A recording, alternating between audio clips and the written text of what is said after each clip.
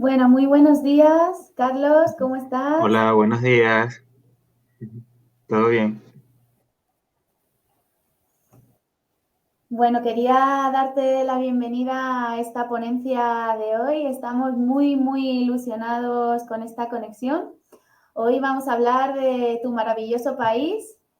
Yo soy Almudena, soy también bióloga, soy la coordinadora de formación de Animal Record, que es una escuela superior de medio ambiente aquí en España, que se dedica a impartir cursos de formación para estudiantes, aficionados, amantes de la naturaleza, de la biología, de la ciencia que estudia la vida. Y esta conexión nos hace mucha ilusión porque en nuestro maravilloso país hay una explosión de vida increíble, las selvas, los caimanes, las anacondas, los osos hormigueros. Estamos encantados de tenerte hoy y nada, te doy paso a que te presentes, por favor, y nos cuentes un poquito qué es lo que nos has traído hoy para enseñarnos de la maravillosa Venezuela. Hola. Adelante, Carlos. Buenos días.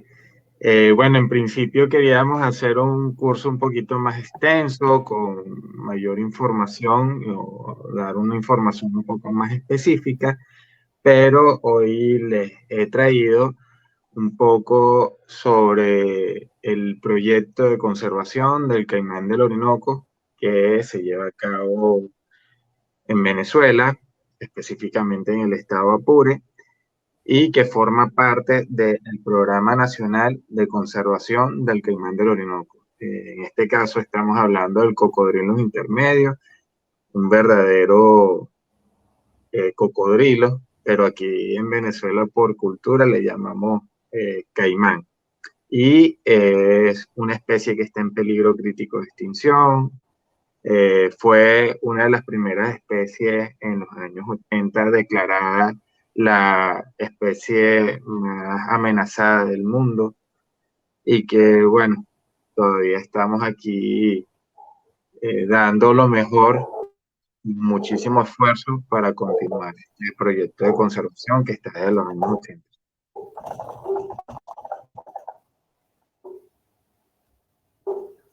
Bueno, ya nos están saludando los asistentes a través del chat. Comentaros, chicos, que podéis hacer preguntas. Yo voy a estar moderando el chat y voy a estar organizando todos los banners y toda la información que sale en pantalla para que Carlos esté lo más a gusto posible y se pueda ver todo el contenido que nos ha traído. Si veis que os van surgiendo algunas preguntas, me lo podéis ir diciendo a través del chat y yo las puedo sacar a pantalla, o bien cuando termine Carlos, si vemos que son preguntas un poquito más extensas, se ponen al final y si queréis podemos hacer un pequeño debate, le podemos preguntar cosas y bueno, y enriquecernos un poco con lo que nos tenga que contar, si os parece bien, ¿vale? Yo os estoy leyendo. Además, esta retransmisión, si todo funciona bien, se tiene que estar viendo también en Facebook y en Instagram. El problema de esas plataformas es que no te permiten atender también a la gente en los chats con las preguntas como Twitch. Entonces, pues aconsejamos a los que estéis viendo Facebook o Instagram que os vengáis a Twitch, twitch.tv barra Animal Record, ESMA, ¿vale? Entráis, o ESMA Ambiente, entráis y os conectáis aquí, ¿vale? Por favor. Bueno, buenos días a todos. Adelante, Carlos. Vamos a empezar, si te parece bien. Tú me vas diciendo y yo voy pasando un poquito las diapositivas. ¿Te parece Está bien. que vayamos? Eh, ok, Cuéntanos sobre tu currículum, que vemos que es impresionante. Cuéntanos un poquito a qué te dedicas. ahí vamos. Soy biólogo egresado de la Facultad de Ciencias de la UCB. Y bueno, estoy como coordinador de proyectos de Fundatrópico, que es una organización civil que trabaja en Venezuela en los años 80 en diferentes áreas de conservación del medio ambiente y de especies. Adicionalmente, pertenezco a la red AQUE, que es la red de jóvenes profesionales por la conservación, donde nos hemos reunido varias organizaciones civiles como Provita, Fundatrópicos, que es la que yo represento, y otros proyectos como el proyecto Cebrava, que trabaja con jaguares en Venezuela, el proyecto Sotalia, que trabaja con toninas, etcétera, etcétera. Es una red para apoyarnos entre nosotros los jóvenes profesionales y que estamos al frente de estos proyectos de conservación en Venezuela. También trabajo apoyando otras fundaciones como el Cubrión, que es una fundación que trabaja en el ecosistema de manglares, y en el Centro de Investigación y Desarrollo Integral Venezolano de Veterinaria en Venezuela. Sí, allí también apoyo. Tengo dos principales proyectos, el proyecto de conservación del caimán del Orinoco, que lo desarrollo en dos criaderos, en el soquedero de Alto del Cedral y en el soquedero de Alto del Río. Adicionalmente trabajo en un proyecto de monitoreo del paupí de copete, que es un ave bien particular que hay en Venezuela y que es un ave bioindicadora de la salud de ciertos ecosistemas, como es en el caso del ecosistema de bosques de galería. Entonces en el llano, a pesar de que es llano, tenemos bosques y es un bosque impresionante que está asociado a humedales, muchísima agua. Y bueno, aquí está este ProHi que nos permite evaluar un poco el estado de salud de estos bosques, que son unos bosques además muy, muy amenazados en el mundo, específicamente así de la zona tropical. Y bueno, también trabajo, todo esto se complementa con la educación ambiental. Visito escuelas rurales donde les cuento a los niños de todo esto que realizamos los biólogos y la importancia de conservar sus espacios, la importancia de conservar las especies que habitan cerca de sus hogares. Vamos con la siguiente y ya vamos a entrar en tema. Entonces, bueno, Venezuela es un país, para los que no conocen dónde estamos ubicados, es un país suramericano. Estamos al norte del sur, al norte de Suramérica. Fíjense, tiene una extensión territorial de más de 900.000 kilómetros cuadrados y limitamos al norte con el Mar Caribe. Tenemos al sur a Colombia y Brasil, tenemos al este a Guyana Esequiba y al oeste tenemos a Colombia. Es un país mega diverso porque estamos encima del trópico y esto nos da la bendición de tener diferentes paisajes en nuestro país y esa diferencia de paisajes nos da una gran biodiversidad. Siguiente.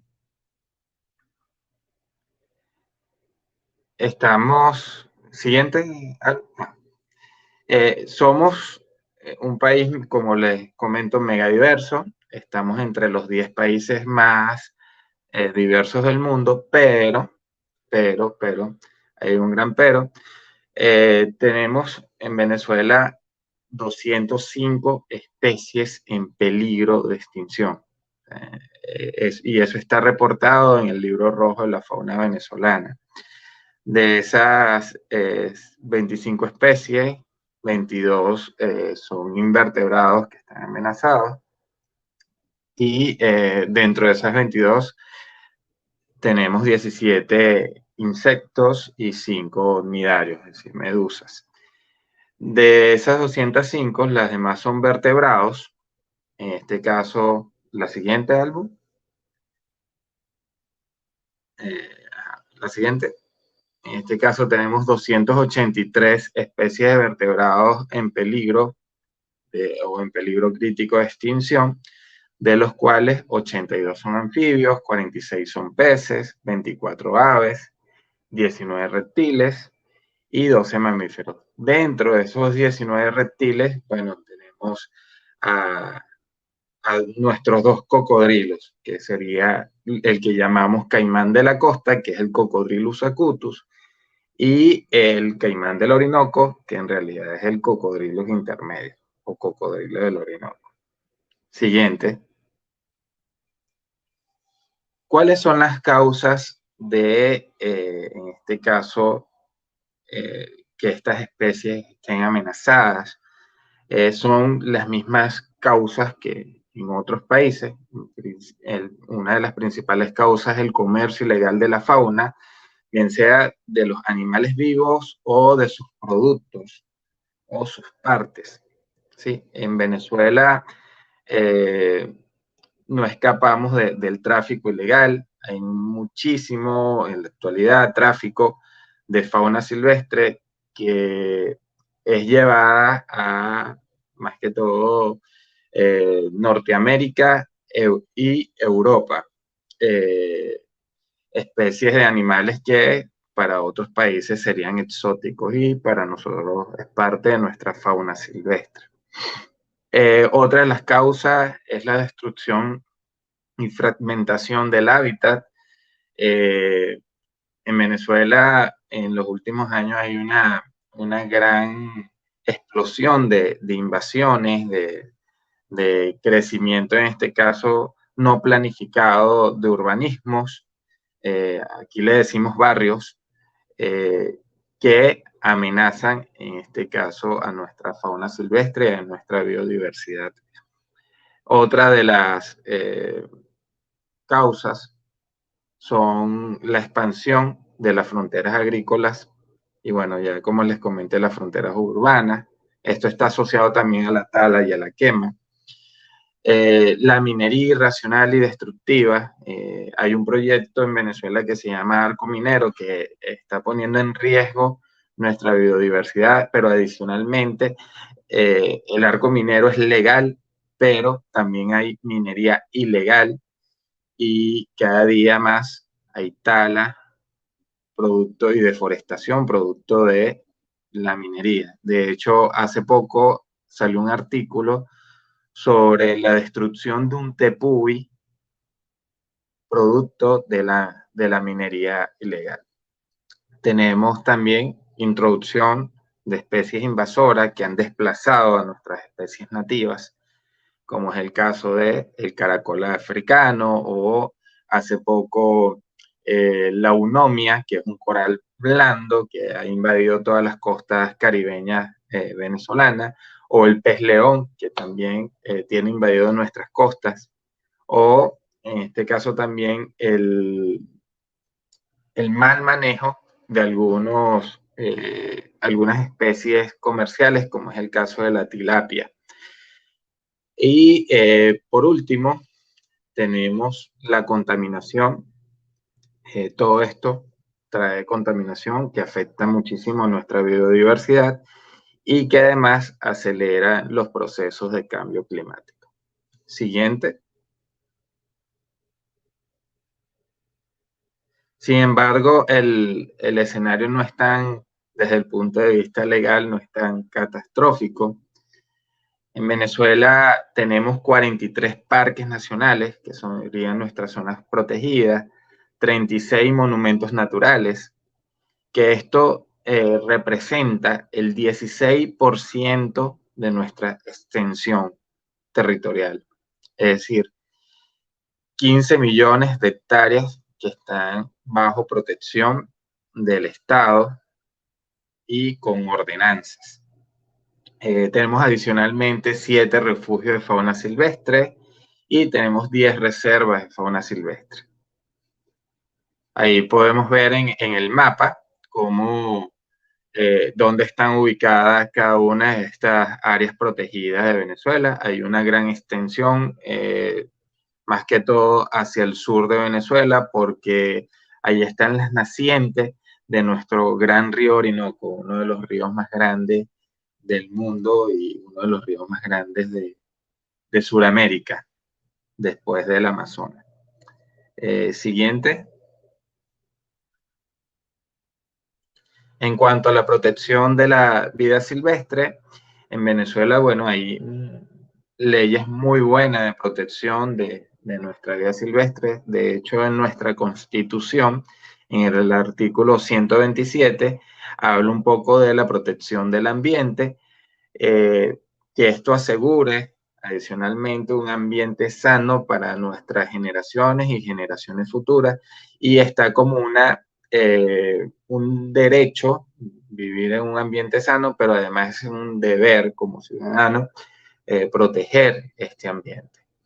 Tenemos otras leyes, como es el caso de la Ley Orgánica del Ambiente. Tenemos la ley también de gestión de la basura, que está muy asociada al ambiente, la ley de agua, la ley de bosque y la ley penal. También tenemos una ley de protección a nuestra fauna silvestre en Venezuela. Es decir, son leyes un poco más específicas, pero ya en nuestra Constitución se habla de la protección del medio ambiente, la protección de la fauna y la protección de la flora.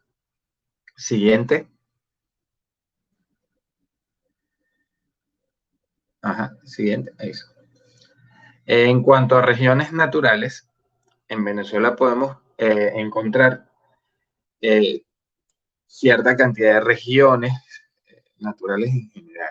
Tenemos entonces las cordilleras, como es el caso de la cordillera de los Andes, la cordillera central, que la tenemos al frente del Mar Caribe. Tenemos la cordillera oriental, ¿sí?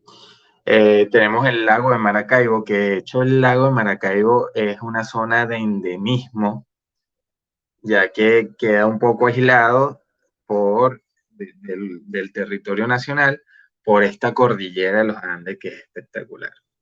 Tenemos la formación Lara Falcón. Tenemos, de hecho, en esa formación hay médanos, hay desiertos, y también es espectacular. Hay montañas, pero también tenemos un desierto hermosísimo. Y tenemos la península de Paraguaná, que es como esa cabecita que vemos allí en el mapa. Tenemos un sistema deltaico que está hacia el este de Venezuela, en esa región que se ve como marroncita, que ahí es donde drena nuestro río Orinoco y desemboca en el mar como un montón de ramales. Ahí se extiende nuestro río Orinoco. Tenemos la zona sur del Orinoco, que la vemos en verde. Es una zona rica en minerales, pero además es una zona también de muchísimo endemismo, porque tenemos los tepuyes, esas montañas o esas planicies montañosas que tienen animales que aún no han sido descubiertos, que aún no han sido estudiados, y plantas también. Es hermosísimo. Ahí ocurre lo que es la teoría de isla. Animales que en este caso han desarrollado ciertas características, han evolucionado y que no se van a conseguir en otros lugares, que solamente está en un tepuy en particular. Tenemos también los llanos, que es esa región que vemos en amarillo. Es nuestra sabana, es una región plana, plana, plana, pero que se divide de acuerdo a ciertos autores, en sabanas altas y sabanas bajas, o llano alto y llano bajo, y esto depende a, eh, a la altitud en la que se encuentra. Cuando hablamos de sabanas bajas, estamos hablando de que estamos por debajo de los 100 metros sobre el nivel del mar, y sabanas altas estamos por encima de los 100 metros sobre el nivel del mar, y esta altitud nos da diferencias en la vegetación, también diferencias en los regímenes de agua. La zona llanera está influenciada por toda la cuenca del río Orinoco y se caracteriza por dos temporadas de lluvias, creo que lo vamos a ver más adelante. Sí, lo vamos a ver más adelante, pero lo importante aquí es que hay nacientes de ríos producto de las lluvias que van drenando, y toda esta sabana va recogiendo agua a su paso que entra en nuestro río Orinoco. Siguiente. Para hablarles un poco y entrando en lo que es el llano venezolano, en esta sabana inundable, les dejo una frase de nuestro Rómulo Gallego, quien fue un escritor que describió el llano venezolano y el que ha vivido en el llano cuando lee estas novelas de Rómulo Gallego se siente en el llano. Entonces él dice, la llanura es bella y terrible a la vez. En ella caben holgadamente hermosa vida y muerte atroz. Un poquito para interpretar esto es que en la sabana hay una explosión de vida durante la lluvia, pero cuando viene la temporada de sequía podemos ver que también hay una muerte atroz porque mueren muchísimos animales. Y eso hace de que la sabana sea indomable, la sabana sea además un sitio muy, muy fuerte para vivir.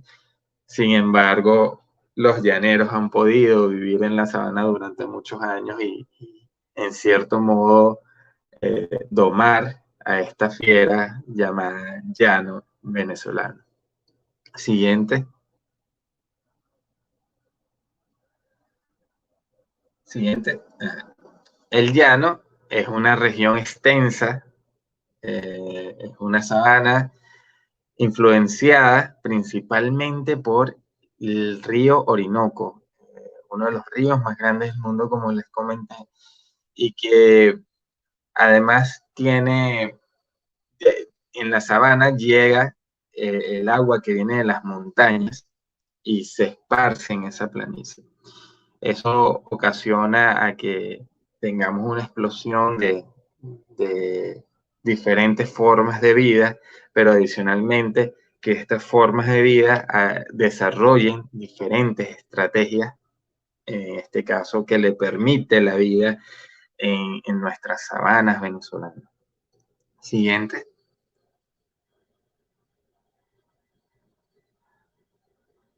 El llano comprende 6 estados principalmente, los cuales son Apure, Anzoátegui, Barinas, Cojedes, Guárico y Portuguesa.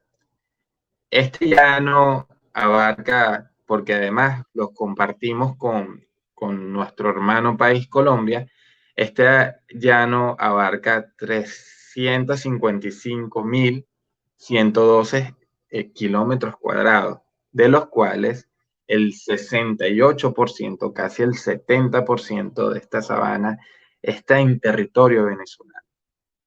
Por muchos años, la sabana venezolana se ha utilizado para la actividad ganadera y para la actividad agrícola. De hecho, el llano venezolano fue muy importante para los, para la Primera Guerra Mundial y para la Segunda Guerra Mundial, porque del llano venezolano se extraía el, el ganado, la carne que necesitaban los ingleses cuando estaban batallando. Pero adicionalmente allí también se obtenía el cuero para hacer los trajes. Entonces, la sabana venezolana ha estado también muy relacionada con ciertos procesos que se han dado en el mundo. De hecho, antes de todo eso, cuando hablamos de la independencia, si nos vamos un poquito más atrás de la independencia de Venezuela, Simón Bolívar trajo a la compañía inglesa que ayudó en las batallas para la independencia de Venezuela y Bolívar entregó tierras a los ingleses que ellos después desarrollaron la actividad agrícola, ganadera en este caso, que también permitía un negocio entre ambos países, ¿sí? Y desarrollaron muchísima ganadería de punta con alta tecnología en Venezuela. Siguiente. Ok, un poco sobre la parte climática del llano. Como ya les comenté, tenemos un régimen climático anual bien marcado. En este caso estamos hablando de que tenemos solamente 2 temporadas, a diferencia de Europa. Nosotros no tenemos 4 estaciones climáticas, sino 2 temporadas, que son la lluvia y la sequía. La lluvia, por muchos años, se ha reportado que comienza en abril y termina en septiembre, y la sequía comienza en octubre y termina en marzo. Sin embargo, producto del cambio climático, estos regímenes de lluvia han variado, han cambiado muchísimo en estos últimos años. Ya se hace casi impreciso saber cuándo viene la lluvia o cuándo viene la sequía. Sin embargo, hay ciertos comportamientos de nuestra fauna silvestre que ya cuando vives en el llano, cuando ya aprendes a interpretar el llano, comienzas a entender o a predecir, gracias a esos comportamientos, cuando viene la lluvia y cuando viene la sequía en, en nuestra sabana. De hecho, allá hay un ave que le llamamos carrao, que se dice que cuando canta el carrao es porque llegó la lluvia o porque se aproxima la lluvia.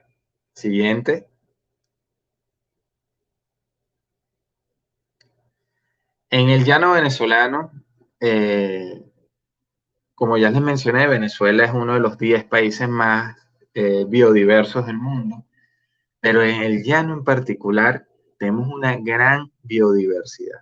Imagínense que tenemos más de 150 especies de mamíferos, tenemos alrededor de 300 aves, tenemos alrededor de 600 especies de peces, más de 3.000 especies de plantas vasculares, que eso representa el 22% de la flora venezolana, y tenemos alrededor de 25 especies de serpiente, y yo creo que superamos ese número, y tenemos 4 especies de cocodrilos en el llano venezolano. Fíjense que eh, por muchos años en Venezuela venían personas al llano venezolano para hacer ecoturismo, y aquí se desarrolló un buen ecoturismo porque las personas venían a observar fauna silvestre en Venezuela, porque adicionalmente el llano es como nuestro safari, y podemos ver a esa fauna allí en su esplendor, en su espacio, y como son sabanas abiertas nos permite verlos mejor, no están ocultos, están allí a simple vista, y eso ayudó muchísimo al desarrollo del ecoturismo en Venezuela. En la actualidad, lamentablemente, asociado a una crisis económica, a una crisis social, a una crisis política y a la inseguridad de Venezuela, esta, el, la actividad turística se vio muy afectada, y la llegada de turistas extranjeros que ayudaban muchísimo a nuestro país. Sin embargo, se están abriendo de nuevo estas posibilidades para que el extranjero pueda visitar Venezuela y disfrutar en este caso, lo que estamos hablando, de nuestro llano venezolano y de esta sabana donde puedes ver muchísima fauna. ¿El río Orinoco pasa por Bolívar? Sí, pasa por el estado de Bolívar, pasa al sur del estado. Ah, por Bolivia, no. El río Orinoco nace en Venezuela y drena en el Mar Caribe. Es un río que solamente está en Venezuela y parte de Colombia. No pasa por Bolivia. Siguiente.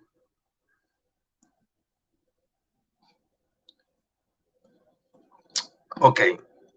De esos de esas 4 especies de crocodrílidos, que tenemos en Venezuela, tres están presentes en el libro rojo de la fauna venezolana.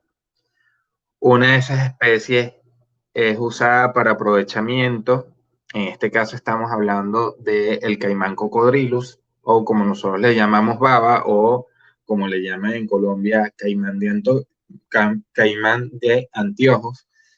Eh, durante muchos años hay un programa de aprovechamiento de la piel y de la carne, y eso está bajo una resolución que es la resolución número 486, donde establecen todos los principios y protocolos para este aprovechamiento, un aprovechamiento legal.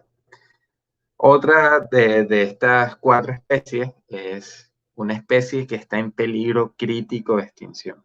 ¿Sí? Y ya vamos a ver por qué esta especie está en peligro crítico de extinción y de qué especie se trata. Siguiente. Siguiente. Esta especie se trata de el cocodrilo del Orinoco o el caimán del Orinoco. ¿Sí? En Colombia le llaman caimán llanero porque está en nuestro llano. En realidad no es un caimán, en realidad es una especie que no pertenece al género caimán, sino que pertenece al género cocodrilo. ¿Sí? En este caso se llama es el Crocodrilus intermedio. ¿Sí? Es una especie que solamente está en Venezuela y Colombia. Es una especie endémica de nuestro río Orinoco y que se diferencia de los caimanes porque en este caso los cocodrilos tienen el fauce alargado, ¿sí? No lo tienen en forma de U. Ahí podemos ver una gráfica donde vemos a un caimán y un crocodrilus.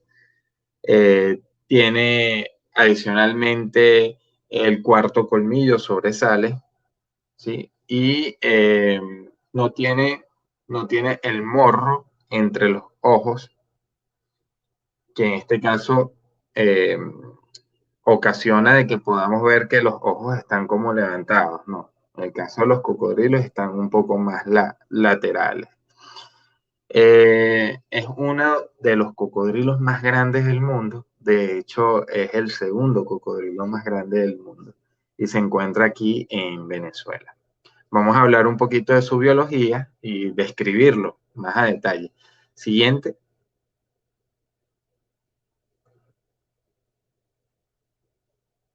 Fíjense, el nombre científico es Crocodrilus intermedio, como ya les mencioné.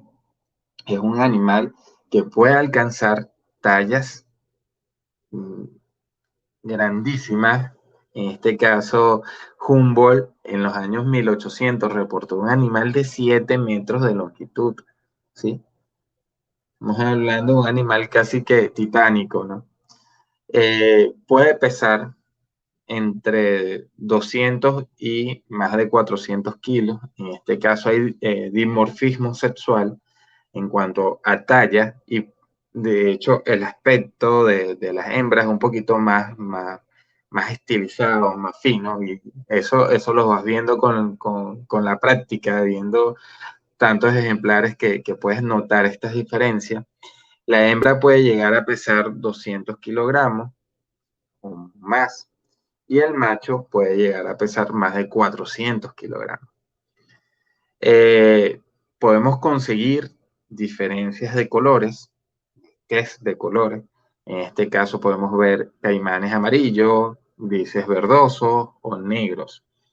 En el llano se tiene la creencia, de hecho cuando vamos al llano podemos escuchar que los llaneros te hablan del cocodrilo y te hablan del caimán, y aunque son las mismas es la misma especie de lo que te están mencionando, ellos hacen diferencia en esto del color. Ellos dicen que el caimán es el amarillo y el cocodrilo es el negro. Sin embargo, es la misma especie.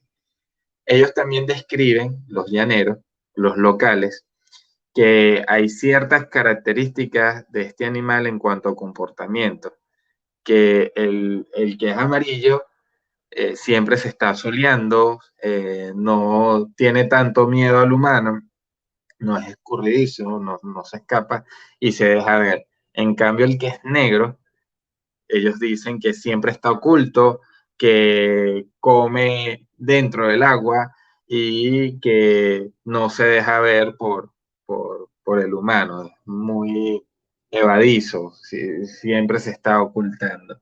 Entonces, uno desde el punto de vista científico dice, bueno, si hay diferencias en cuanto a conducta, quizás esto es lo que está ocasionando esta diferencia de colores.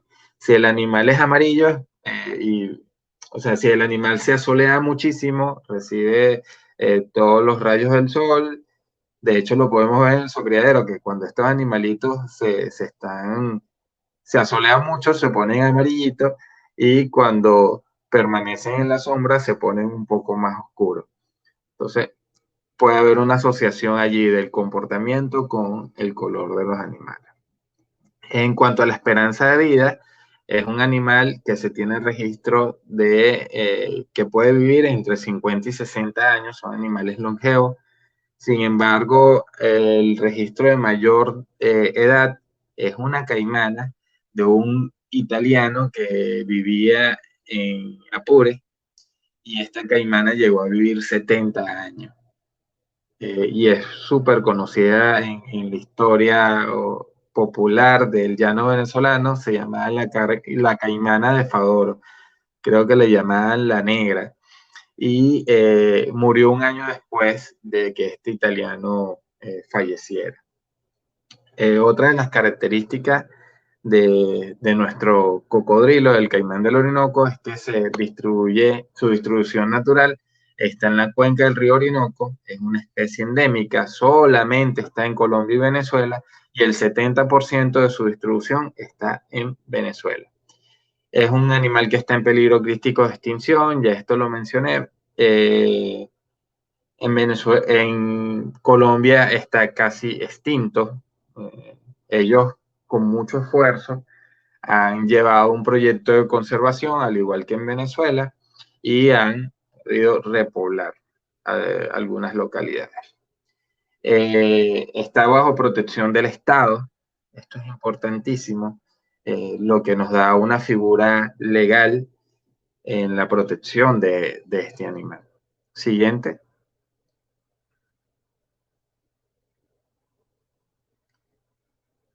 Siguiente. Algo siguiente. Ah, ahí está. Ok. ¿Cuál es el cocodrilo más grande del mundo? Fíjense, el cocodrilo más grande del mundo es el australiano, el cocodrilo porosos. ¿Sí? Y el caimán del Orinoco está ahí en competencia con el Niloticus, que es el cocodrilo del Nilo. El caimán del Orinoco habita en ríos caudalosos, de aguas turbias, en el llano venezolano y en sabanas inundables. Es un animal que es piscívoro, se alimenta principalmente de peces, sin embargo, hay animales mucho más grandes de los cuales se puede alimentar, como es el caso del chigüire. Cuando están bebés, los caimanes del Orinoco comen algunos invertebrados como insectos y algunos vertebrados como renacuajos y ranas, es decir, larvas de anfibios y anfibios grandes. También puede alimentarse de algunos peces pequeños que entran a la solapa, esta cueva que le elabora la mamá. Ahí está un poquito la relación del tamaño de un humano con un caimán del Orinoco. Fíjense que muchísimos más grandes que nosotros. Y por ahí podemos ver a Armando, uno de mis compañeros de trabajo, ahí al lado de una de nuestra caimana, que es parte del programa de conservación el atol cedral. Siguiente. En cuanto al ciclo de vida, los caimanes del Orinoco en esta fecha, en noviembre, diciembre, están en proceso de cortejo. Sí, los machos están enamorando a nuestras caimanas.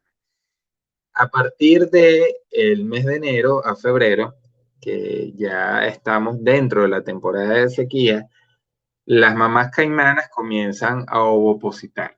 Empiezan a hacen sus nidos, escarban en la arena, cerca de el cuerpo de agua en estas playas de río, en estas playas de arena, y colocan sus huevos. Pueden colocar entre 30 y 60 huevos por nidada, y es una sola nidada al año. Estos huevos se mantienen en incubación durante 90 días, y se incuban a partir de esa incidencia del sol. El sol calienta estos nidos y ahí se mantienen durante 90 días. Es importante mencionar que ellas colocan los nidos muy cerquita del agua, y esto permite que se mantenga la humedad del nido. La humedad tiene que ser mayor a los 80%, es decir, casi que saturado de agua. Pasados 90 días, comienzan a nacer nuestros caimanes. De hecho, la mamá cada cierto tiempo golpea el nido, ¿sí?, con su cuerpo, y ellos emiten un sonido cuando ya están listos. Entonces la mamá ayuda a escarbar y van naciendo los caimancitos, y ella los va llevando, los va recogiendo con su boca y los lleva a una madriguera que en el llano le llamamos solapa. Y es una, como especie de una cueva que ellas hacen muy cerca de del cuerpo de agua, donde tiene como forma una bolsa, y ahí se acumula adentro de esa madriguera cierta lámina de agua que permite que los caimancitos estén allí, y ahí haga como especie de una trampa y caigan algunas presas de las cuales ellos se van a alimentar. Las mamás caimanas pasan alrededor de 3 a 4 meses cuidando a sus crías. Tienen, en este caso, dentro de su comportamiento animal, tienen el cuidado maternal, como todos los cocodrilos. Ellos cuidan a su progenie. También es preciso mencionar, que no lo mencioné, durante la temporada de incubación, las caimanas cuidan y protegen el nido. Sin embargo, hay diferentes enemigos naturales que llegan y se comen los huevos de los caimanes. Pero adicionalmente también está el humano. El humano también eh, roba los huevos de los caimanes para consumo. Y eso es lo que ha puesto en riesgo a esta especie. Siguiente, una de las causas.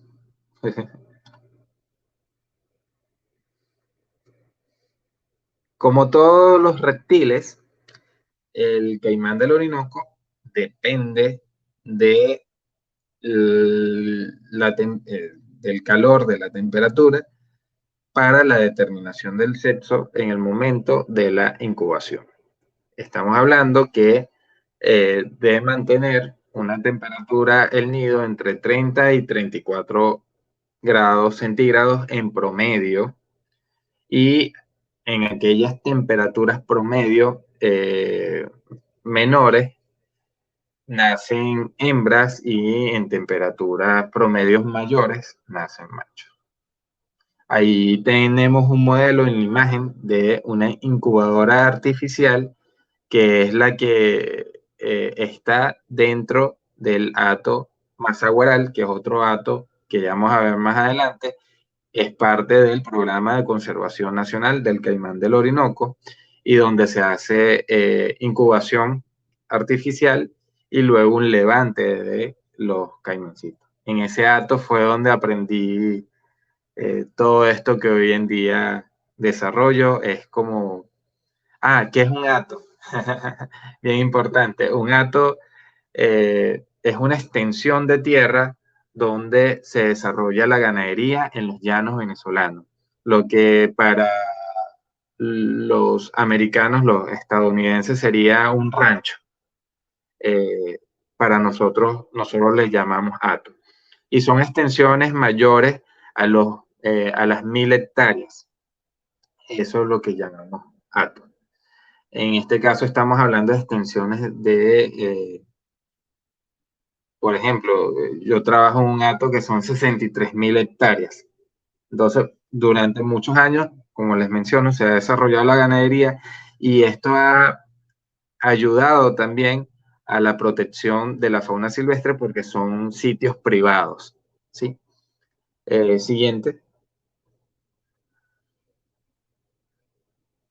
Ok.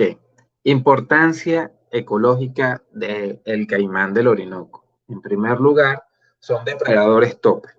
¿Qué pasa? Al ser depredadores tope, se mantiene en la punta de esta cadena alimenticia, lo que ayuda al control de los eslabones de esta cadena alimenticia más bajo. ¿Cómo lo hace? Bueno, controla las poblaciones, adicionalmente ayuda en el control de enfermedades, porque se alimentan de animales que pueden que estén enfermos, que son presas mucho más fáciles, donde puedes invertir menos energía y esto ayuda a que ese animal enfermo, si tiene algún virus, algún parásito, no lo transmita a los demás individuos de su población. ¿Sí?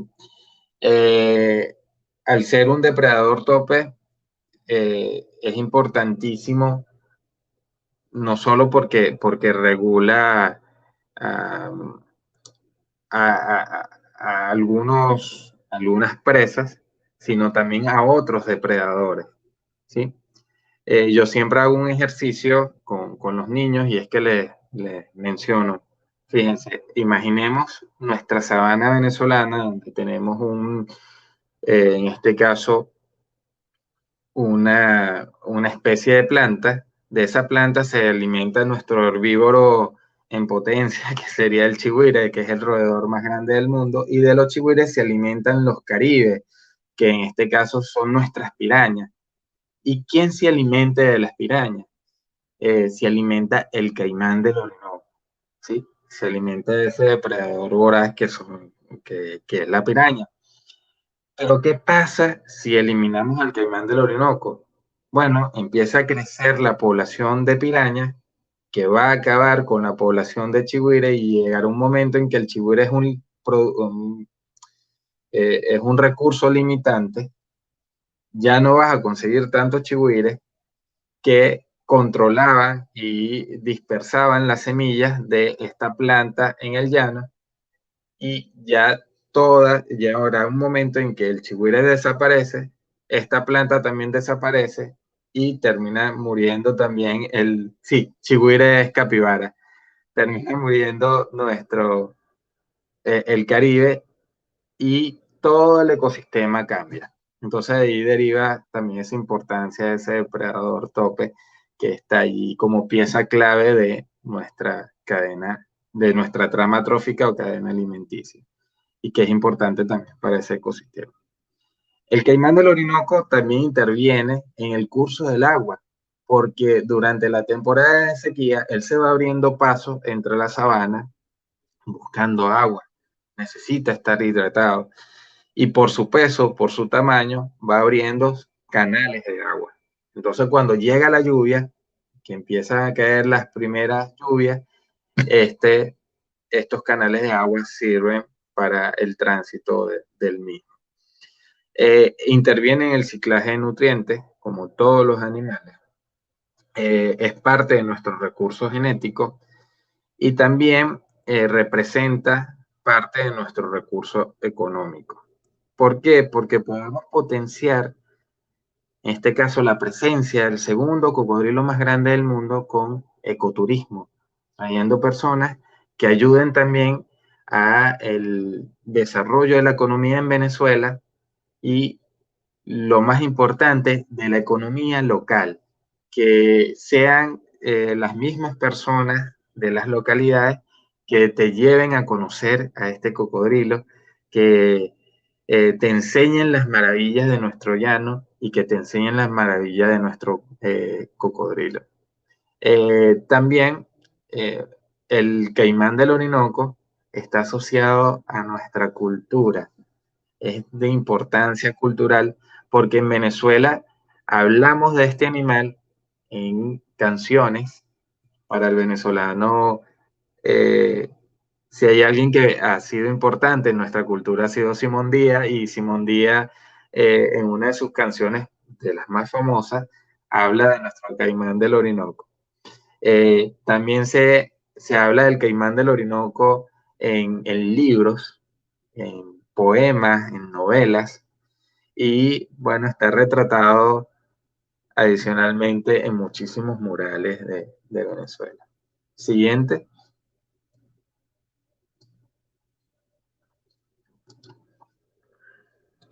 Un poco de la historia del caimán del Orinoco, o el caimán del Orinoco en la historia venezolana. Tenemos esta línea de tiempo donde podemos ver en el año 1800, en los viajes equinocciales, que los invito a buscarlo, está disponible en digital, en PDF, por ahí se consigue. Humboldt hace un viaje por Venezuela por muchos años y publica en 1800 toda su vivencia en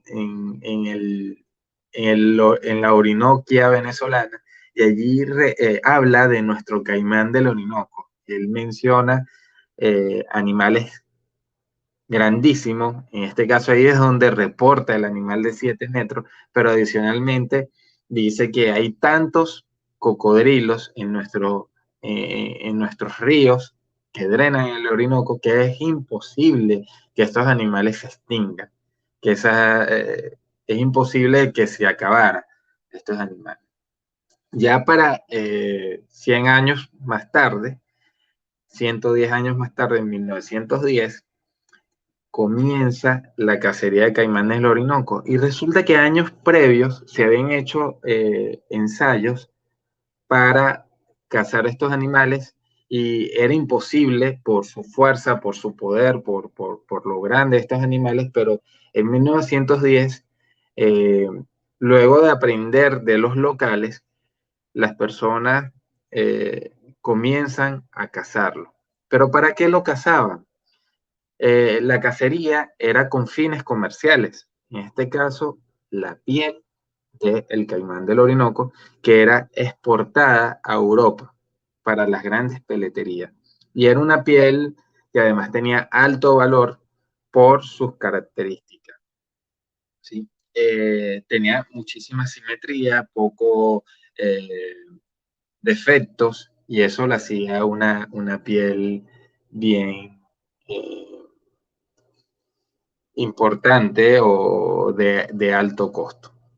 En 1930 aumenta la caza con fines comerciales, tanto legal como ilegal. Imagínense que Menden, un biólogo importante, estudioso de estos cocodrilos, Menden reporta que en Venezuela se habían exportado más de 11.000 pieles en un solo año, entre 1930 y 1931. Y esto nos indica eh, la alta abundancia de este animal en Venezuela.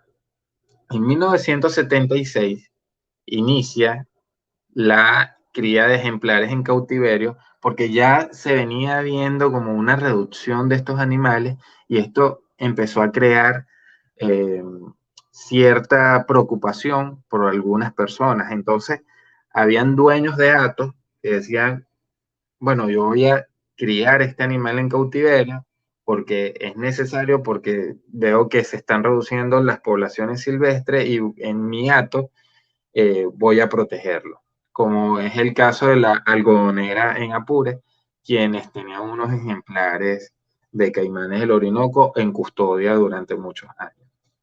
En 1977 también comienzan los ensayos de su cría en un parque en el estado Bolívar. De hecho, todavía ese parque existe y allí hay ejemplares de caimanes del Orinoco. También se comienza la cría en cautiverio en la Hacienda Paraíso, en el estado de Aragua, gracias a don Tomás Blom, que comienza también esos ensayos de cría en cautiverio de caimán del Orinoco y además de incubación artificial. Pero todavía no se había dado eh, el plan de manejo o la metodología para la cría en cautiverio y la incubación. FUDENA, que era la Fundación para la Defensa de la Naturaleza en Venezuela, en ese mismo año, también promueve la conservación de la especie porque ya, como les menciono, había una preocupación por la alta cacería de este animal. Siguiente.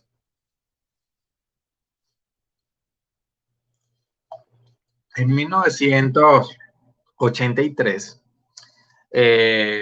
comienza la reproducción y se da una reproducción exitosa en el Atol Frío gracias a un español que vino como estudiante de biología a hacer su doctorado en Venezuela en el Atol Frío. Él era José Ayarzabuena, quien se hizo doctor en ciencias aquí en Venezuela y quien era el director de la estación biológica del Atol Frío y que trabajaba con la Fundación Doña Ana. ¿Sí? Él comenzó a hacer ensayos de reproducción en esta estación biológica y logró tener una reproducción exitosa. Sin embargo, todavía no había levante.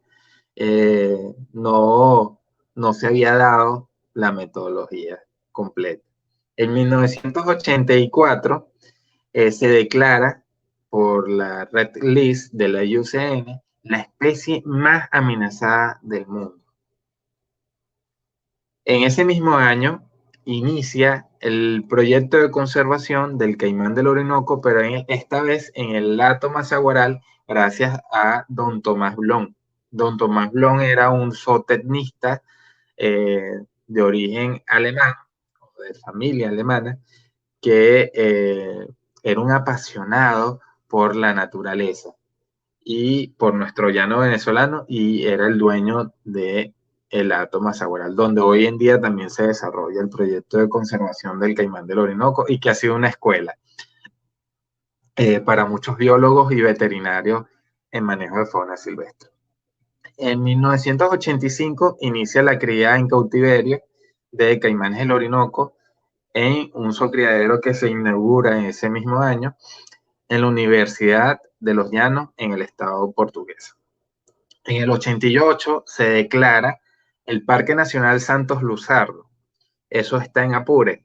Aquí comienza la declaración de ciertas áreas protegidas para, valga la redundancia, la protección de especies, como es el caso del caimán del Orinoco. En el 89 se declara el refugio de fauna silvestre Caño Guaritico, que porque allí habitan dos especies que están amenazadas, que sería el caimán del Orinoco y la nutria gigante. Entonces, se le da esta figura de protección, vale la redundancia, para proteger a estas dos especies. Pero adicionalmente también allí habitan delfines de río. Siguiente. En el 89 inician las operaciones del zoocriadero del Hato El Cedral, el zoocriadero que hoy en día yo manejo. En este caso, este zoocriadero tenía fines comerciales, se criaba para la venta de pieles y de carne a nivel local, las pieles a niveles internacionales para las peleterías europeas. En el 90 es que inicia y ya se dan todos estos protocolos y todas estas metodologías para la cría en cautiverio, reproducción en cautiverio y además levante de caimanes del Orinoco en los diferentes zoocriaderos del país. Estamos hablando que para ese año teníamos por lo menos 5 zoocriaderos, que son los 5 zoocriaderos que siguen activos en Venezuela. Sin embargo, había muchos más criaderos de caimanes en el Orinoco. En el 93 se realiza el Plan de Acción para la Supervivencia del Caimán del Orinoco. Aquí intervinieron muchísimos biólogos, muchísimos veterinarios y muchísimos ingenieros agrónomos y carreras afines, personas que están afines a esta área como educadores, para sentar las bases de este proyecto o programa nacional de conservación del caimán del Orinoco. En 1903, en ese mismo año, ya se habían liberado, imagínense, en 3 años, porque las liberaciones comienzan en el 91, en el Caño Guaritico, en 3 años ya se habían liberado más de 900 ejemplares de caimanes del Orinoco. Y eso nos indicaba de que esa metodología ya, como decimos aquí en Venezuela, había dado con el clavo. Esta metodología ya era efectiva, que se podía liberar grandes cantidades de animales. En el 94 se decreta, después de casi 100 años de explotación, se decreta en Venezuela la figura de protección del caimán del Orinoco bajo el decreto número 1483, donde se prohíbe la caza y la venta y distribución de animales vivos y de sus productos. En este caso estamos hablando de la protección del caimán del Orinoco, que además se declara una especie en peligro crítico de extinción. En este mismo decreto también se declara en peligro la especie Crocodylus acutus, que conocemos como caimán de la costa en Venezuela. En el 2000, en el Hato del Cedral, en este sitio donde trabajo, se liberan individuos adultos que más adelante se convirtieron en los individuos progenitores de nuestro proyecto de conservación. Siguiente. Adicionalmente, en el 2000 se crean acuerdos entre la Fundación para el Desarrollo de la Ciencia y este hato, el hato Mazaguaral, quien fue uno de los pioneros en el proyecto de conservación del caimán del Orinoco. En el 2003 se actualiza el plan de acción para la protección de este proyecto de conservación del caimán del Orinoco. En el 2008 el Estado compra el hato del Cedral. Sin embargo, la fundación para la cual trabajo sigue operando en ese hato y trabajando en este proyecto de conservación y manejando el proyecto de conservación o el zocriadero. ¿Sí? En el 2008 se declara especie en peligro o se reporta dentro del Libro Rojo de la Fauna Venezolana. En el 2009, y esto está, el programa de conservación está muy asociado a las decisiones políticas de nuestro país y todos los cambios políticos que han ocurrido. ¿Por qué? Porque en el 2009 el hato El Frío, esta estación biológica donde trabajaba el doctor José Ayarzabuena, quien fue pionero en este proyecto de conservación, este hato es expropiado y doña Ana es expulsada de la estación biológica. Y esto trajo como consecuencia un declive en el proyecto de conservación que se desarrollaba dentro del hato El Frío, porque no estaba la persona que había por muchos años había trabajado en ese proyecto de conservación y para que se diera este proyecto de conservación.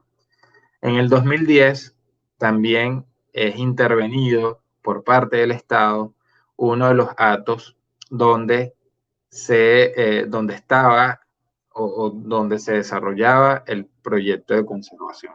Es decir, que de los 5 zoocriaderos que para ese entonces y que aún siguen operando en el país, esos 5 zoocriaderos, 4 ya eran parte del Estado. pertenecían al Estado venezolano y uno solamente se encontraba en predios privados, que en este caso es el Hato Mazaguará. Siguiente.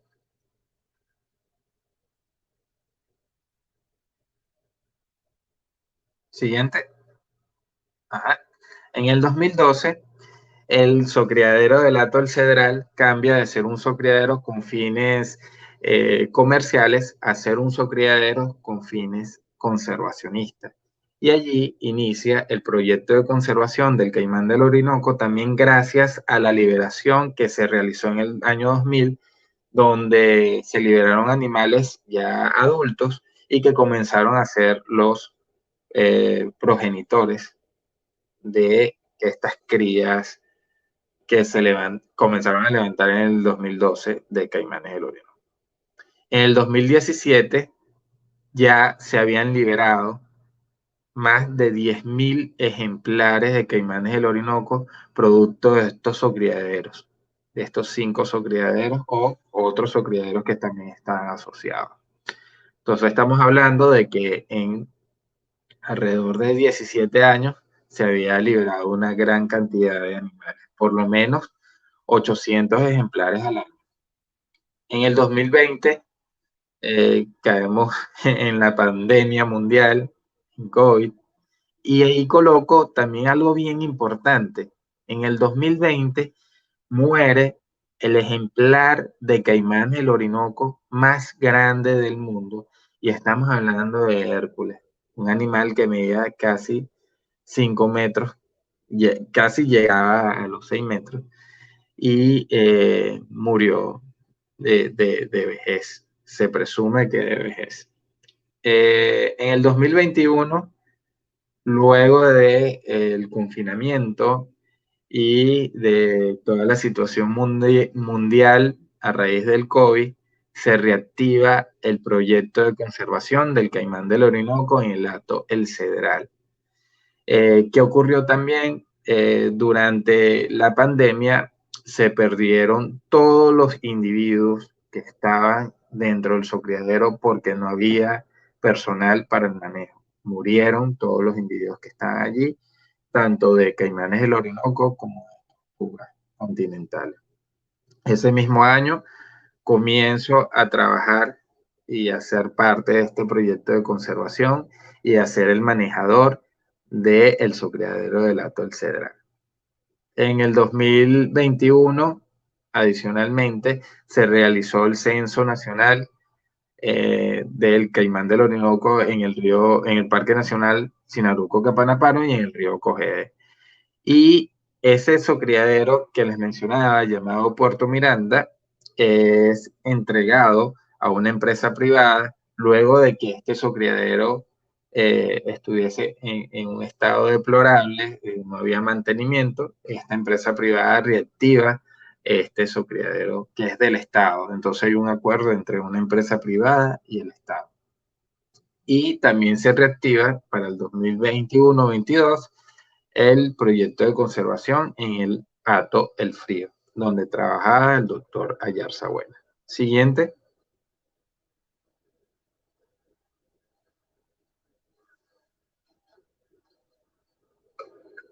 ¿Cuál es el objetivo de este proyecto? En este caso, promover directrices para la recuperación efectiva del caimán del Orinoco en Venezuela a mediado y largo plazo bajo la coordinación del Grupo de Especialistas de Cocodrilos de Venezuela. En Venezuela hay un grupo de especialistas de cocodrilos. Allí hay diferentes personalidades y algunos trabajan para organizaciones civiles en su mayoría y otros están dentro del Ministerio de Ecosocialismo. Siguiente.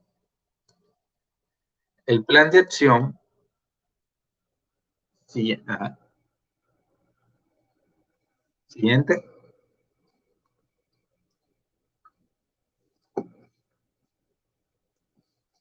El siguiente, ahí está. En cuanto al plan de acción, buscamos restituir las poblaciones silvestres y su hábitat, protegerlos además, por medio de la cría en cautiverio, la reintroducción y repoblamiento y seguimiento de estas poblaciones. También hacemos actividades de educación ambiental porque es importante para nosotros que los que viven en el hábitat del caimán del Orinoco aprendan a protegerlos y la importancia de este animal y cómo este animal puede generar eh, desarrollo económico en la región. También se busca la guardería ambiental, es decir, la protección de estos animales, tanto por las personas que habitan allí, eh, por las organizaciones civiles y por el Estado, para que seamos todos garantes del cuidado de esta especie. En el 2013, que les mencioné anteriormente en la línea del tiempo, que había una actualización del plan de acción, allí se integró la parte de la cooperación internacional, porque a pesar de que para nosotros como venezolanos nos tiene que importar muchísimo lo que tenemos en nuestra casa, también es una especie que es importante para el mundo. Entonces, que se vinculen personas que quizás no habiten en Venezuela con este animalito y que aporten a nuestro programa de conservación también es importante. Siguiente. Ahora entrando en materia de nuestro proyecto, vamos a hablar de la metodología. ¿Qué hacemos en este caso, en este proyecto de conservación del caimán del Orinoco? En primer lugar, hacemos cosecha de huevos y eso le llaman ranchero. Hacemos la cosecha, en mi caso, lo hacemos una semana antes de que nazcan los caimancitos. Esto asegura que el embrión esté formado y adicionalmente nos da una eclosión efectiva del 80%. Eh, las nidadas son monitoreadas y por el personal obrero y que siempre están pendientes de dónde puso la caimana eh, y que no lleguen los depredadores. Entonces se cuida muchísimo las nidadas. Esas nidadas, como les menciono, son cosechadas y llevadas al criadero y son puestas dentro de unas incubadoras artificiales. También se realiza una vez que nacen estos animalitos, luego de 90 días, pero en este caso una semana de incubación dentro del criadero, se hace un plan de manejo donde se les limpia, en este caso, el ombliguito, donde ellos están unidos al amarillo del huevo, al vitelo. Eso se limpia para que se cree la sutura y puedan estar ya libres de su ombliguito. También se miden, se pesa, se lleva un control por lo menos bimensual para ver todo el desarrollo de los animales y poder establecer la cantidad de comida que se le va a dar a cada animalito. Siguiente. Luego de todo este manejo de los animales dentro del criadero, tenemos la parte de la liberación. Los animales se liberan a partir de los 80 centímetros. Esto asegura de que el animal pueda sobrevivir dentro de su ambiente, en su ecosistema. Para ellos también, para la liberación se le coloca una placa que se coloca entre sus membranas interdigitales con un código que nos permite monitorear a este individuo durante todo su tiempo de vida. Estas placas en algunos momentos o en algunas situaciones se caen, sin embargo, nos asegura por lo menos unos 3 años de que podamos monitorear a los animales y que tengan su plaquita. Se realiza un monitoreo, se va a la sabana, se sabe dónde están cada uno de los individuos adultos. También se monitorean los sitios de nidada, se limpian los sitios de nidada. Siguiente. En cuanto a los alcances de este proyecto de conservación, específicamente de la fundación a la cual represento, llamada Fundatrópico, hemos liberado por lo menos, fíjense, 15 individuos en la laguna de Matillures en el año 2015, 6 individuos en la laguna de Matillures en el año 2016. Esto está dentro del hato El Cedral. 16 individuos en el 2016 en el Caño Guaritico, esto está en el hato El Frío. 6 individuos en noviembre del 2016 en el Caño Guaritico, dentro del hato El Frío también. 7 individuos en 2017 en Matillures, 25 individuos en el Caño Guaritico. Fíjense que hemos liberado principalmente dentro de estos predios. El Caño Guaritico, que está dentro del hato El Frío, y en la laguna de Matillures, que está dentro del hato El Cedral, y en el Caño Caicara.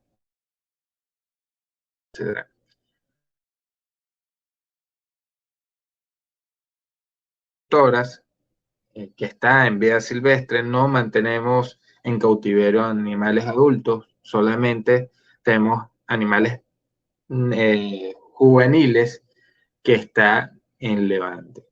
Siguiente. Esto asegura un poquito de que sea de bajo costo porque no tienes que alimentar animales muy grandes. Alcance y resultados del grupo de especialistas de cocodrilos de Venezuela. Como ya les mencioné, se han liberado más de 10.000 ejemplares entre el año 1990 y 2017. Se tienen 3 poblaciones estables, las cuales son el Parque Nacional Sinaruco-Capanaparo, esto está en el estado Apure, el río Cojedes, el hato El Cedral, donde trabajo, y se tienen 3 poblaciones posiblemente estables, que sería el Caño Guaritico, dentro del hato El Frío, el Caño Caicara, que pasa también por el hato El Cedral, y el refugio de fauna Estero de Camaguán en el estado Guárico. Siguiente. Ahí el refugio de fauna lo baña el río La Portuguesa. En cuanto a la divulgación ambiental, se han visitado varias escuelas, principalmente escuelas rurales. En el estado Guárico hemos visitado 2 en la localidad de Corozopando, muy cercano al hato Mazaguaral. En el estado Apure hemos visitado 5 escuelas. 2 de ellas están dentro de los hatos, en este caso el hato El Cedral, el hato El Frío, y las otras 3 están hacia el sur del estado Apure, en el estado Santa Luisa, donde también trabajo, pero en este caso no con caimanes, sino con pauquí de copete rizado. Hemos visitado 2 colegios en Caracas, en la capital, a pesar de que el animal no está en Caracas, el caimán del Orinoco, tenemos ejemplares en zoológicos y es de importancia pública, es de importancia para todo el país este animal y que todo el mundo lo conozca. Hemos visitado un colegio en Tinaquillo, en el estado Cojedes, 3 universidades, he estado en mi casa de estudio en 3 oportunidades también hablando del caimán del Orinoco. Hemos visitado también la Universidad de los Llanos y una universidad que está en Caracas que se llama Simón Rodríguez. Y que es importantísimo divulgar. Hemos hecho divulgación en redes sociales y en medios tradicionales. Siguiente. Retos. Hemos enfrentado muchísimos retos. En mi caso, en 2 años de trabajo en el programa de conservación del caimán del Orinoco. Imagínense un escenario catastrófico que fue la pandemia en un país que además viene con deficiencias grandísimas, con problemas políticos, con problemas sociales, problemas económicos, y llevar además un programa de conservación con muchísimas responsabilidades. Los retos son grandes, retos como por ejemplo el no tener financiamiento ni por parte del Estado, ni por entes privados, ni por entes internacionales, y trabajar por tan solo compasión es un reto grandísimo, y mantener esos animales mucho más. Falta de compromiso del Estado, falta de compromiso de la empresa privada, el déficit de transporte y combustible, no se imaginan lo difícil que a veces es llegar a estos sitios, porque tienes que hacer colas de hasta un día para poder surtir de gasolina. A veces, en muchas ocasiones, ir con miedo porque llevas bidones de gasolina, potes de recipientes de gasolina en el carro, dentro del carro, y que no te parara la autoridad, la Guardia Nacional, porque si te paraba, te quitaba la gasolina, porque esto, en cierto modo, es ilegal. Sin embargo, se hacía para poder llegar al sitio. Estamos hablando de que la distancia desde donde yo vivo hasta donde trabajo es de casi 10 horas. O sea, una distancia larguísima donde necesitas muchísimo combustible y no puedes parar en las bombas de gasolina, en las estaciones de servicio, porque durarías un día entero para surtir de gasolina. Eso es uno de nuestros principales retos. Eh, el cambiar el concepto del animal, de que es un animal agresivo, a es un animal hermoso, es el cocodrilo más grande, es el segundo cocodrilo más grande del mundo, y lo tengo en mi casa. Eso ha sido un reto grandísimo. Y eso nada más se logra con la educación ambiental. Otro de los retos es la búsqueda de aliados. Eh, He tenido que, entre mis amigos, buscar personas claves que me ayuden en este trabajo del Caimán del Orinoco de forma voluntaria. Siguiente. Les presento parte de lo que es mi equipo de trabajo. Eh, Ahí estoy de primerito. El que está al lado es el director de la fundación de Fundatrópico, un biólogo llamado Eduardo Ceplaqui, que tiene muchísimos años trabajando con esto y desde los años 80 en el Hato del Cedral. El que está a su lado es Diego, quien es nuestro chofer, estrella, siempre nos está llevando para allá. Tenemos a Jenny, quien fue una bióloga muy importante, que adicionalmente me apoyó muchísimo, pero que falleció este año. Gran manejadora de fauna silvestre. Tenemos a Armando Machado al lado, que aparece como una tortuga mata-mata. Eh, Ha sido siempre mi apoyo en este proyecto de conservación, también mi chofer estrella, para ir a la salida de campo. Y del otro lado tenemos a Gianfranco Calandrielo, quien es nuestro médico veterinario a cargo de los caimancitos. Y en la parte de abajo también tenemos dos personas bien importantes, que son los obreros de el Sucriadero, el señor Ignacio y el señor Pedro Jeremías. Siguiente.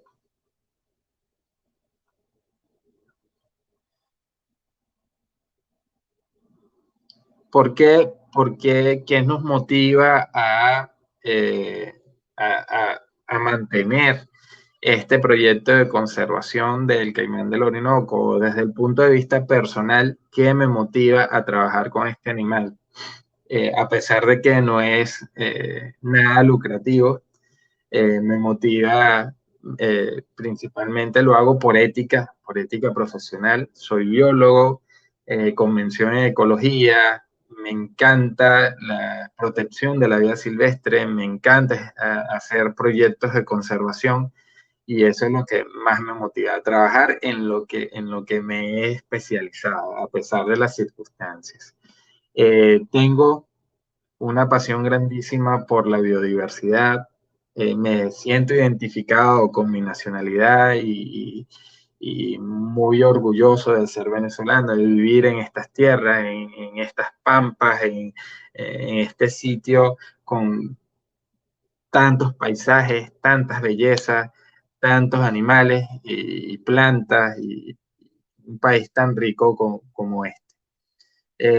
Me motiva muchísimo la cultura de la región, en este caso la región llanera, es una cultura muy rica, y sus tradiciones. A bailar joropo. eh, la humildad de las personas es impresionante, como el llano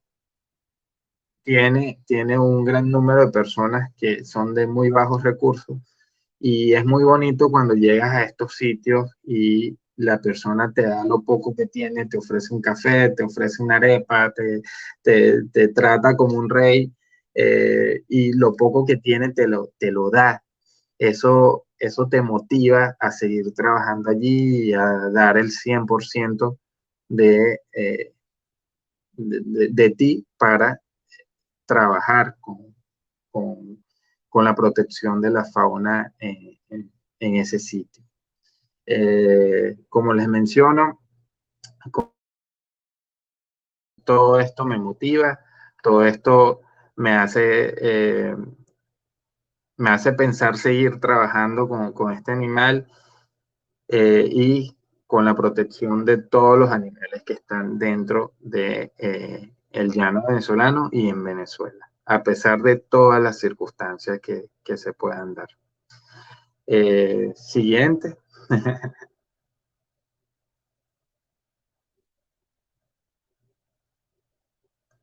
Bueno, quiero agradecer a Animal Record por la oportunidad de poder presentar mi proyecto de conservación. Quiero agradecer a mi amiga María Valladares, que fue la que hizo el enlace con Almu para que se diera todo esto. Y quiero agradecer a todos los presentes que se tomaron su tiempo para conocer un poquito más de nuestro país y de que en Venezuela todavía seguimos trabajando en conservación. Seguimos también, en mi caso yo sigo esa línea de ese español que se tomó su tiempo, dio su vida para venir a trabajar en Venezuela y hacer las bases para esto que hoy en día llevo. Y para mí es una gran responsabilidad seguir en continuar el trabajo que vino a hacer José Ayarza Buena aquí en Venezuela. Muchas gracias a todos, estamos a la orden y todas las preguntas pueden colocarlas allí que yo iré respondiéndolas.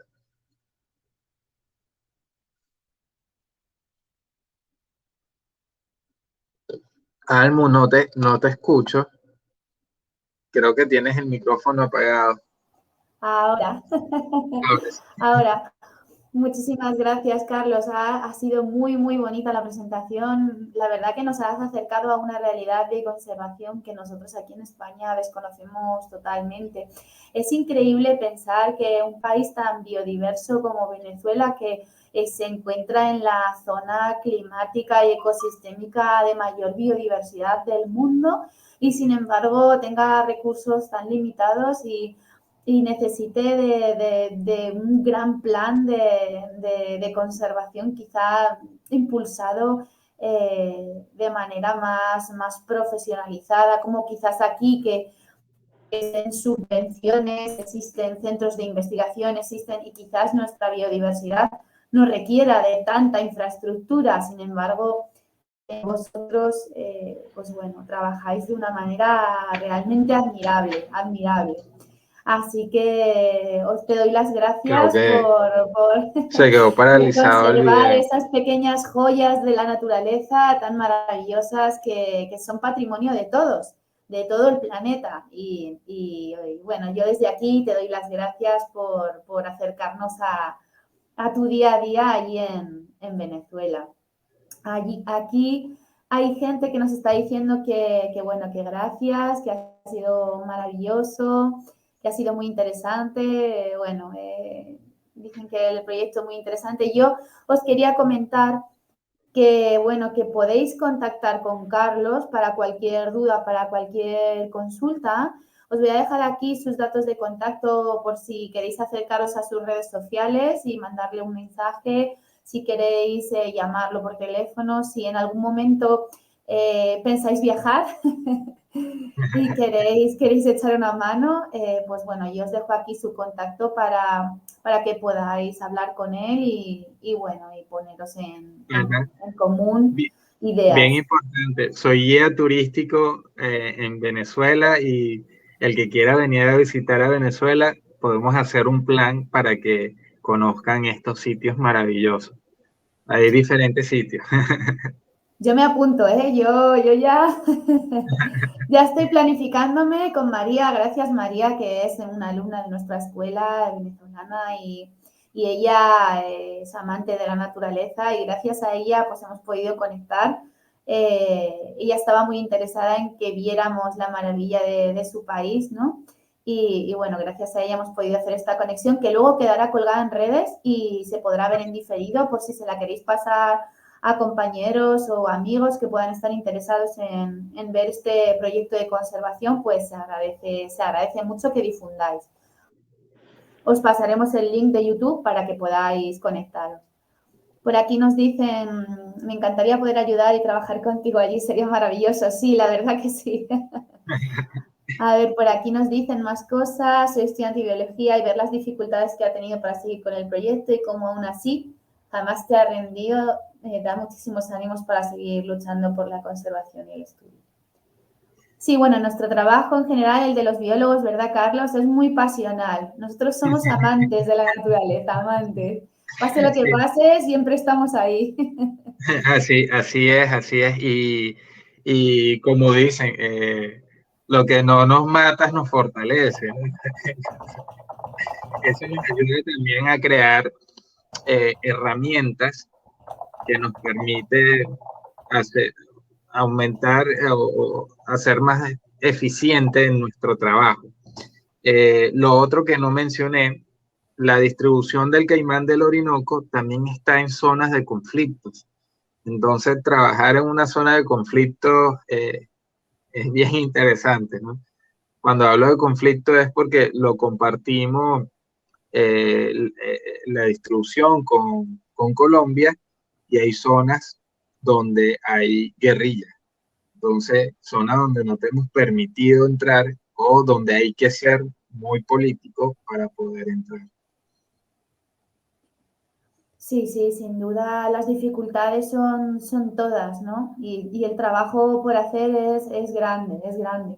Yo te quería preguntar, Carlos, ¿qué sabemos del oso hormiguero gigante y de las anacondas, que son animales increíbles y que he visto que en algunas fotos los compañeros, incluso tú, tenéis algunos ejemplares en estas zonas de cría? ¿Se está llevando a cabo algún proyecto de conservación y reintroducción de estas especies que son tan emblemáticas de allí, de Venezuela? Fíjate, sí, tenemos el oso hormiguero gigante. Nosotros, como criadero, no tenemos permitido tener mamíferos dentro de su criadero. Sin embargo, a veces eh, tenemos animales para recuperación por ciertas condiciones y se hace una revisión veterinaria y se liberan. Eh, de resto, están en estos predios privados, están libres, en total libertad, están en la naturaleza, igual que las anacondas. ¿Sí? Hay anacondas de más de 3 metros en estos hatos y están así en la naturaleza, libres, libres, libres, totalmente libres. En el caso del hato del cedral, ellos hacen, cuando van turistas, hacen una búsqueda de las anacondas para que las personas la puedan ver las características de este animal. Pero no tenemos ninguno de estos animales en cautiverio. En la actualidad no hay proyecto de conservación específico para osos hormigueros, ni hay proyecto de conservación específico para anacondas. Sin embargo, parte de mi trabajo es conservar el ecosistema en estos predios y el conservar el caimán del Orinoco también se asocia a conservar su hábitat, a conservar todas las especies con las que este animal convive.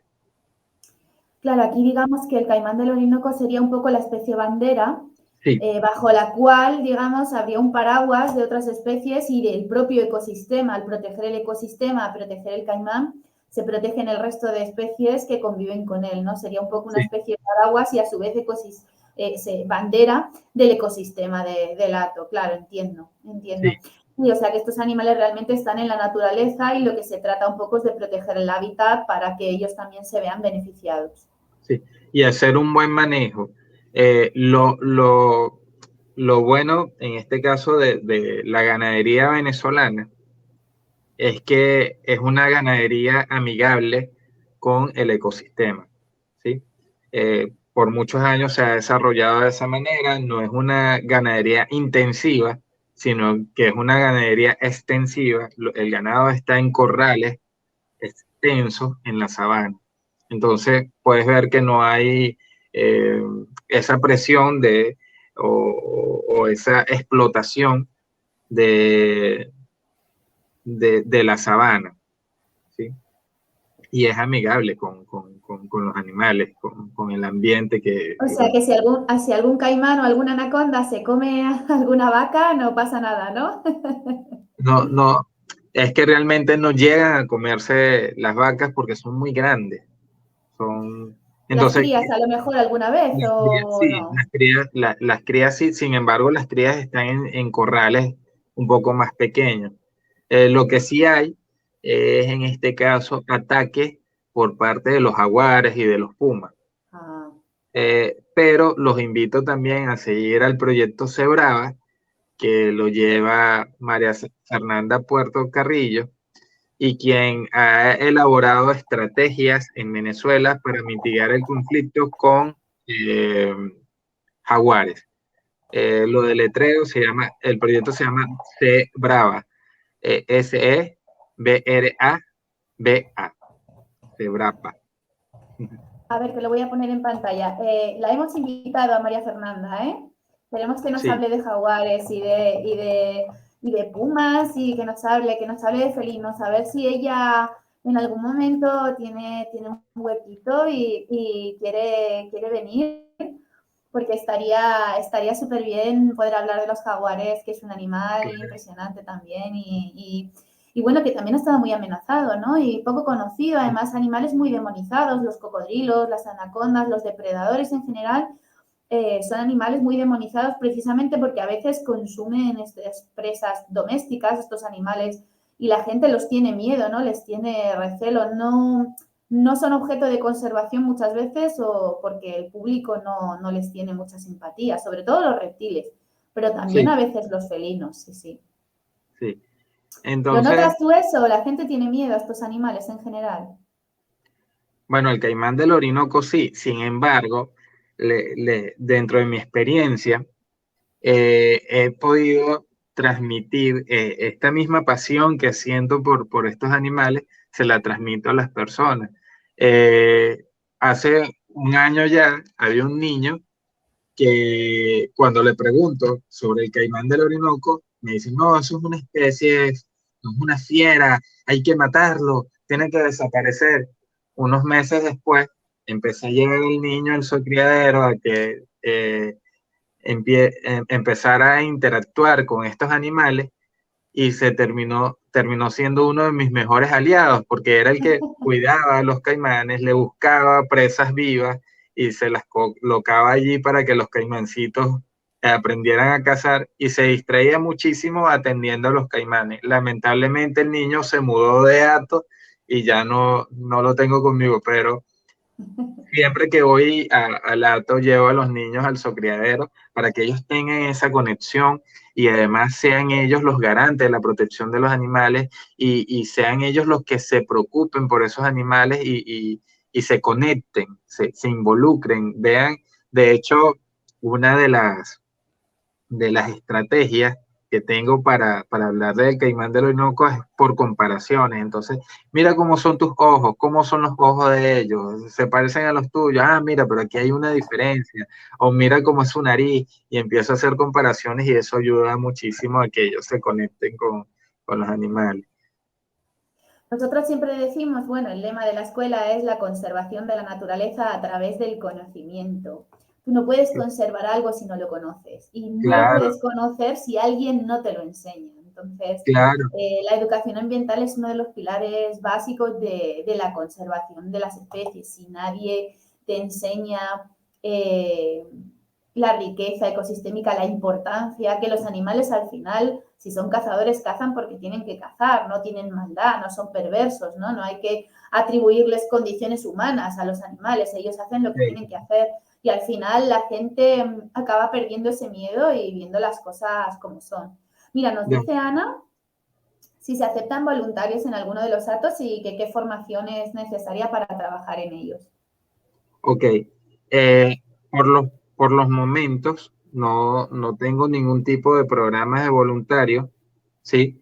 Es decir, bueno, vas a trabajar corrido tantos meses, porque eso lo aseguraría en este caso el ATO, que pueda dar la comida y la estadía. Sin embargo, conmigo han viajado personas relacionadas eh, a la biología o que son fotógrafos de la naturaleza o que son médicos veterinarios. No necesariamente tienen que ser médicos veterinarios ni biólogos, sino personas que estén comprometidas con esto, que le apasionen esto, me han acompañado a hacer mi trabajo en el acto. En este caso, las personas colocan eh, pagan su transporte y van conmigo hasta allá. Yo no cobro nada por eso, pero la idea también es que las personas aprendan el trabajo, si es en el caso de ir a trabajar, pero también está la parte de el turismo. En el caso del Ato, el Cedral, ellos desarrollan turismo y las personas pueden ir, visitar el Socriadero, pero bueno, en este caso yendo como turistas. Si van como trabajadores, es otra cosa. Si van como voluntarios para trabajar conmigo. La cuestión es que como no tengo financiamiento, no puedo asegurar cierta, por ejemplo, pago de transporte, ni nada de eso. Sí, la idea un poco de esta charla es precisamente eso, ¿no? El intentar difundir este proyecto y ver a ver si en algún momento hubiera alguna forma de patrocinarlo, ¿no? Es bueno que lo compartamos en redes sociales y intentemos, pues si alguno tenemos un poco contacto con alguna fundación, quizás sería interesante. El primer paso es difundirlo, enseñarlo y luego ya, pues bueno, intentar que la gente que lo estáis viendo, pues podáis moverlo, ¿no? Nosotros los primeros desde la escuela y luego pues la gente que lo pueda ver desde fuera y se le pueda ocurrir alguna forma pues bueno, de ayudar este maravilloso proyecto del Caimán del Orinoco. Por aquí me dicen esto, ¿no? Precisamente, si hay alguna forma de apoyar desde España, aparte de difundir.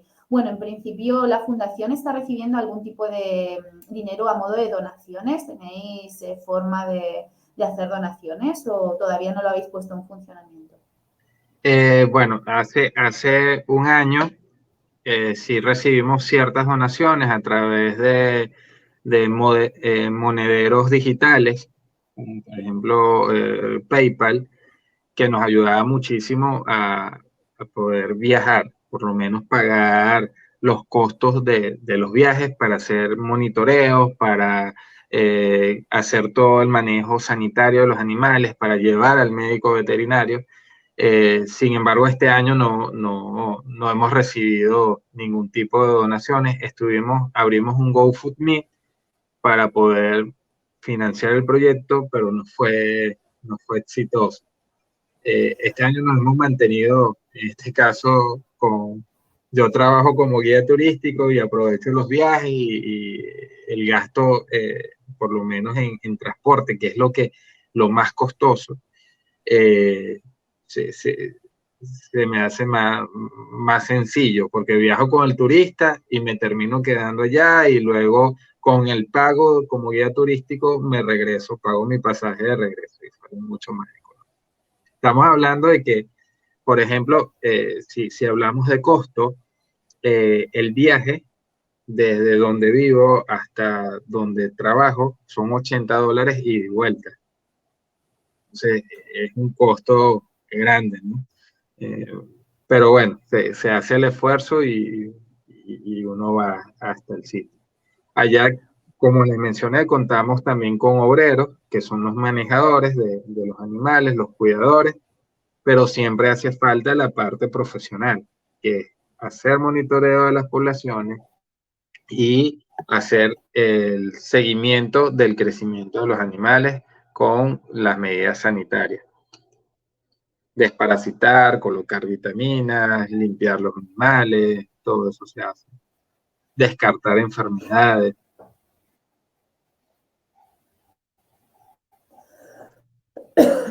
Por aquí nos dice María, nuestra amiga de Venezuela que está conectada, que han sacado a la venta el primer libro de felinos de Venezuela. ¿Esto es así?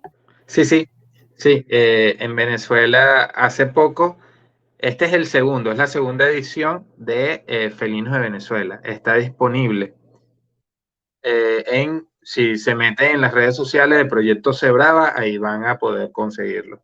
También tenemos por aquí, ya, es que déjame arreglar aquí un momentico. También tenemos un libro que es el libro de serpientes, el Atlas de Venezuela, aquí, el Atlas de Serpientes de Venezuela, que fue escrito por Luis Felipe Esquer. Y tenemos también un libro sobre cocodrilos de Venezuela, que debe estar por ahí está guardado.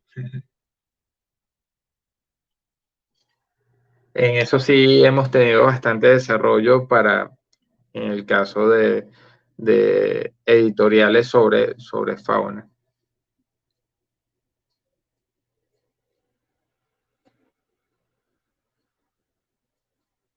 Atlas Serpiente de Venezuela. Bueno, Carlos, pues nos vamos a ir despidiendo para que veáis que, bueno, podéis apoyar también comprando libros y bueno, pues haciendo difusión de todas las maneras posibles, pues de estos trabajos. Y para cualquier duda ya un poquito más concreta y demás, pues nada, podéis contactar con Carlos y ya poneros de acuerdo. Así que nada, vamos a ir despidiéndonos. No sé si por aquí ya no veo así ninguna pregunta más. Vamos a ir despidiéndonos y nada, te damos las gracias, Carlos. Subiremos este vídeo a redes, os pasaremos la URL a todos y que se te dé muy bien el día y estamos en contacto. Muchas gracias, Carlos. Gracias a ustedes, gracias por la oportunidad. Hasta luego. Hasta la próxima. Hasta luego. Adiós.